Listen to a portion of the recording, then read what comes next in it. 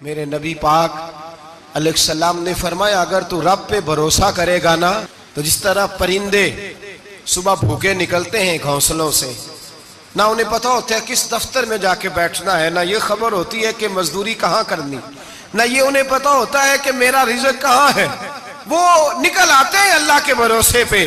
نکلنا تیری ذمہ داری ہے، نکلنا۔ وہ نکل آتے ہیں اللہ کے بھروسے پہ۔ فرمایا جب نکل آتے ہیں شام کو واپس لوٹتے ہیں تو اللہ انہیں پیٹ بھر کے روزی عطا کرتا ہے۔ بھروسہ ذات خدا پہ، بھروسہ اللہ کی ذات پہ، رب کریم کی ذات پہ۔ بندوں پہ لوگ بھروسہ کرتے ہیں، دنیا داروں پہ، سیاستدانوں پہ، وڈیروں پہ، پھر بھروسے ٹوٹتے ہیں۔ بھروسہ اللہ کی ذات پر، اور جب اللہ کی ذات پہ تیرا بھروسہ ہوتا ہے نا تو میرے بھائی ان تنہائیوں میں جن تنہائیوں میں کوئی کام نہیں آتا، ان مجبوریوں میں جن مجبوریوں میں لوگ دامن چھڑا کے نکل جاتے ہیں، جب تیرا بھروسہ اللہ کی ذات پہ ہوتا ہے تو ان بیماریوں میں جن میں میڈیکل رپورٹیں جواب دے جاتی، ڈاکٹر ہتھیار پھینک جاتے ہیں، ان تنہائیوں میں، پریشانیوں اور آزمائشوں میں جو ذات پھر آگے بڑھ کے تیرا دامن تھامتی ہے وہ ذات خدا بندی ہی ہوتی ہے۔ پھر اللہ تبارک و تعالیٰ تیری مدد فرماتا ہے، پھر وہ اس کا کرم تجھے تھام لیتا ہے۔ جب تو بھروسہ، حضرت ابراہیم کے لیے آگ جلائی گئی، 80-100 کسی نے کہا 80,000 فٹ اونچی آگ، دائیں بائیں آگ ہی آگ، اتنی بڑی آگ کہ سمیٹی نہ جائے، پرندہ گزرے تو گر جائے۔ حضرت ابراہیم کو آگ میں ڈالا جانے لگا، کوئی ساتھی نہیں، کوئی پیارا نہیں، کوئی دوست نہیں، کوئی بھائی نہیں، کوئی امتی نہیں، کچھ بھی نہیں، اکیلے منجنیق بنائی گئی، اس منجنیق میں رکھ کے پھینکا جائے گا۔ حضرت ابراہیم کو رکھا گیا، جب منجنیق میں رکھ دیا تو حضرت جبریل حاضر ہوئے، کہنے لگے ابراہیم کوئی ضرورت ہو تو میں حاضر ہوں، ایک پر ماروں گا آگ ساری ان کی طرف کر دوں گا۔ اب فرمانے لگے حاجت تو ہے پر تیرے ساتھ میری کوئی حاجت نہیں۔ وہ بارش کا فرشتہ آیا، کہنے لگا حضور حکم دے تو برسا دوں۔ ہوا کا فرشتہ کہتا ہے میں اللہ کی طرف سے مامور ہوں، مجھے حکم ملے تو میں ہواؤں کے رخ پھیر دوں نمرود کی جانب، یہ ساری آگ ان پر گر جائے، بارشیں برسا کے سیلاب کر دوں۔ تو حضرت ابراہیم کہنے لگے مجھے کسی کی حاجت ہی نہیں، جیم جان دا کچھ وسا نہیں ہوں، اے جان یار نو دے تے آزاد ہو جا، اسے دل دہن فساد سارے، دل دل بر نو دے تے شاد ہو جا، جیو رکھے آباد تے رو وسدا، تے جدوں کرے برباد برباد ہو جا، او جدوں کرے برباد تے پھر برباد ہو جا۔ فرمایا ٹھیک ہو گیا جیسے وہ چاہتا ہے، میں تیار ہوں۔ حضرت جبریل امین عرض کرنے لگے حضور میں آیا ہوں، مجھے حکم دے۔ فرمایا کوئی ضرورت نہیں تیری، آپ جائیے۔ تو کہنے لگے پھر رب سے دعائی کر لیں۔ تو حضرت ابراہیم کی آنکھوں میں 2 آنسوں کے قطرے چمکے، فرمانے لگے رب کو نہیں پتا اس کا خلیل کس حال میں ہے، وہ نہیں جانتا، میرا مالک ہے، میرا رب ہے، میری پیشانی اس کے سجدے کی لذت سے آشنا ہے، میں صرف اس کی بارگاہ میں جھکتا ہوں۔ جب مالک وہ ہے، رازق وہ ہے، پیدا کرنے والا وہ ہے، دینے والا وہ ہے، سننے والا وہ ہے، تو پھر مجھے بڑھ کر سنانے کی حاجت نہیں۔ جبریل آپ جائیے، میرا بھروسہ اللہ کی ذات پہ ہے، میں جانوں اور میرا خدا جانے، بیچ میں کوئی نہیں آئے گا۔ حضرت سیدنا اور پھر اللہ تبارک و تعالیٰ کے نبی کا بھروسہ تھا تو پھر آزمایا گیا ان کا بھروسہ۔ یہ نہیں کہ آگ پھینکنے سے پہلے بجھ گئی، بلکہ تمام کتابیں اٹھائیے، آگ میں ایک دفعہ گرنا پڑا، آگ کے اندر جھونس دیے گئے، ڈال دیے گئے۔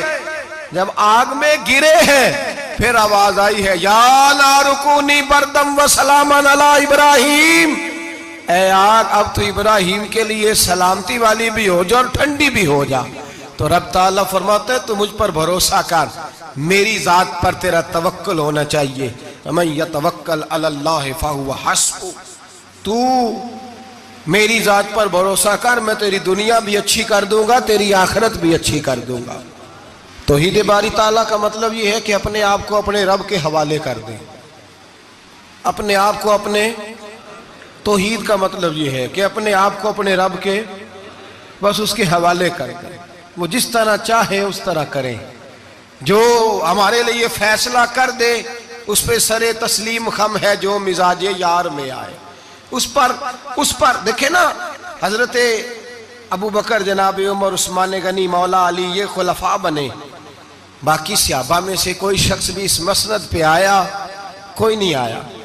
پھر کچھ صحابی گورنر بنے، حضرت بلال حبشی کسی عہدے پہ بھی فائز نہیں ہوئے، نوکری سب سے زیادہ، ایک عہدہ بھی نہیں، لیکن تاریخ میں کوئی کمزور حوالہ بھی نہیں کہ کبھی حضرت بلال نے کہا ہو کہ میں بڑا پریشان ہوں، کچھ بھی نہیں، جائیداد نہیں، یار بنا کچھ نہیں، گھر کوئی نہیں، تو چلو مکان بن جاتے، 2 دکانوں کا کرایہ ہی آنے لگتا، کوئی بات نہیں فرمائی، زندگی کو مطمئن گزارا۔ وہ حضرت بلال کہنے لگے جو میرا مقام ہے وہ تو کسی اور کا ہے ہی نہیں، وہ تو کسی اور کا ہے ہی نہیں۔ صحابی جہاں بھی تھے وہ کہتے تھے حوالے کر دیا اپنے آپ کو اپنے رب کے۔ حضرت فاطمہ بنت قیس ایک صحابیہ تھی، ان کے خاوند کا وصال ہو گیا، ایک امیر آدمی کا رشتہ بھی آیا، اور نبی پاک صلی اللہ علیہ وسلم کے غلام اسامہ بن زید کا رشتہ بھی آیا۔ یہ اسامہ غریب بھی تھے، غلام بھی تھے، رشتہ آیا۔ اب انہوں نے حضور کی رضا دریافت کی تو نبی پاک کا جھکاؤ غلام اسامہ کی جانب تھا۔ اب ان کے سارے گھر والے کہنے لگے حضور کا اگر تم سمجھتی بھی ہو تو مشورہ ہے، چاہت ہے، حکم تو نہیں نا، ہر آدمی کو اجازت ہے، مرضی سے نکاح کر سکتا ہے، تو آپ امیر آدمی سے رشتہ کریں جو آپ کو خوش رکھے۔ تو حضرت فاطمہ بنت قیس کہنے لگی ماں باپ سے آپ میری فکر نہ کریں، مجھے میرے نبی کے حوالے کریں، اللہ مجھے کبھی ضائع نہیں کرے گا۔ میرے بھائی اپنے آپ کو رب رسول کے حوالے کرو۔ ہم لوگوں نے اپنے آپ کو اپنی سوچ کے حوالے کیا ہے، نفسیاتی مریض بن گئے ہم لوگ۔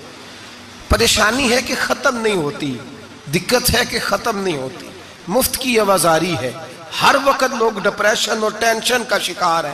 بھائی اپنے آپ کو اپنے رب کے سپرد کرو۔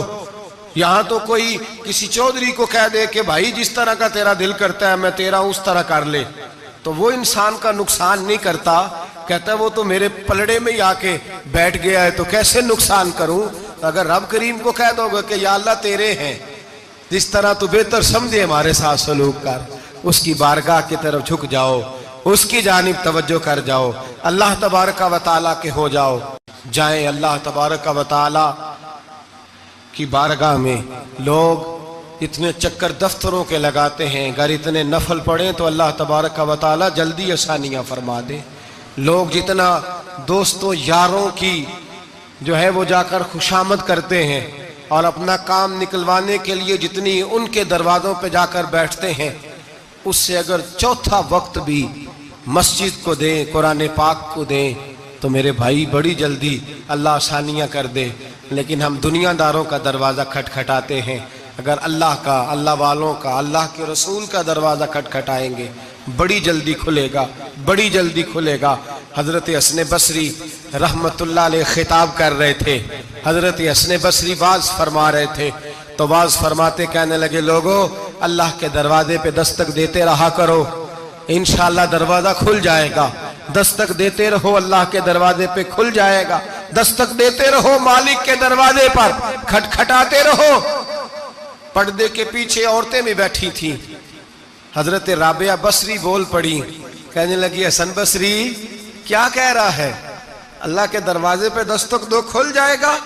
پہلے مجھے یہ بتا رب کا دروازہ بند بھی ہوتا ہے، کبھی بند بھی ہوا ہے، کھلے گا تو وہ جو کسی وقت بند ہوتا ہو۔ حضرت حسن بصری کی چیخ نکلی، رو پڑے، کہنے لگے حسن بصری تجھ سے زیادہ تو یہ بی بی رب کریم کو جانتی ہے، یہ عورت تجھ سے بڑھ کر اللہ کی معرفت رکھتی ہے، تجھ سے زیادہ جانتی۔ بھائی دروازہ خداوندی پہ جھکیں۔